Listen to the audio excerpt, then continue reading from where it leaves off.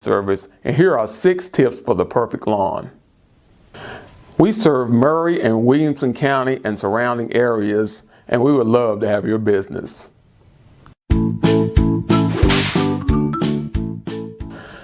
Tip number 1 is climate. Different types of grass are subjective to their climate. There are 2 types of climate. There's warm climate and there's cool climate. Likewise, there are 2 categories of grass. There is the warm climate grass and there's cool climate grass. Here in the Middle Tennessee area, we have very cool winters and very warm summers. So we are a transitional climate. Which brings us to tip 2, types of grass. There are about 40 varieties of grass, but there are 5 that are suited for this area. The first we'll talk about is ryegrass. Ryegrass is a good blending grass if you have bald spots in your yard, or you need to fill in an area, or you need new growth to be placed where something has destroyed your grass. Ryegrass is a good choice for that. Now, ryegrass is a cool weather grass, but the only problem with fescue grass is that it has a low drought tolerance and may need watering from time to time. The next grass is Kentucky bluegrass. Kentucky bluegrass is very popular around this area, but it is a cold climate grass, but it may require more attention than others on this list.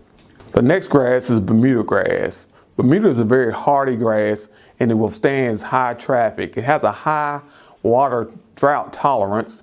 Bermuda grass is a very dominant grass and has a tendency to overtake any other grasses in your lawn. But the plus side of that is it's able to take over weeds as well. It will smother out weeds. It has a very high drought tolerance. It doesn't need a lot of water and is very good for this area. The next grass is Zoysia grass. Zoysia grass came to the United States about 1911, coming from Asia, but it has a lot of the similarities of Bermuda grass. It's very good for this area because it withstands high traffic. It also is a high tolerance for drought, and it's very low maintenance. And like Bermuda grass, it has a tendency to take over wherever it's planted. So therefore, it's good for destroying weeds and for making a green plush lawn. Now, the most popular grass in this area is the tall fescue. You'll see the tall fescue in a lot of sports fields and a lot of people's yards because it's very high drought tolerance. Fescue grass is resistant to high traffic and it's very low maintenance grass. So for this area, fescue grass is one of the more popular grasses used. If you plan to water your lawn, you need to determine that at the beginning of the cutting season. Once you start watering, you need to continue.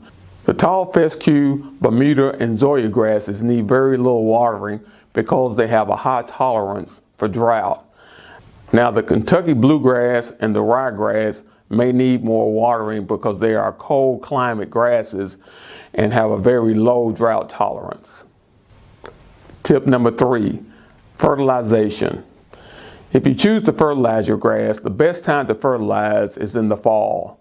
If you want to fertilize and overseed, the fall is the best time of year because it will germinate your grass and the fertilizer will get into your soil.